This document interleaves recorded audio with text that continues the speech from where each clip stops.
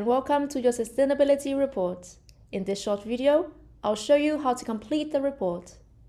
The left-hand menu tracks your overall progress and lets you jump between environmental, social, and governance topics, plus the individual disclosures, energy, pollution, water, and more. Start wherever you already have data, and you can always circle back. Each disclosure opens in a central panel.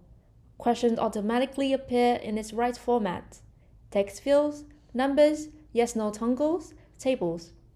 Simply enter the correct value in each field. Set the status to complete when you are finished. Choose validated for optional peer review or excluded if the answer doesn't apply. Need help? Click the info icon for extra guidance and data tips. When everything's ready, click Submit. The system checks for any unanswered mandatory questions and link you straight to them. Complete those, resubmit, and you will be redirected to the page where you can manage data sharing consent and download your report. That's it, you've got this.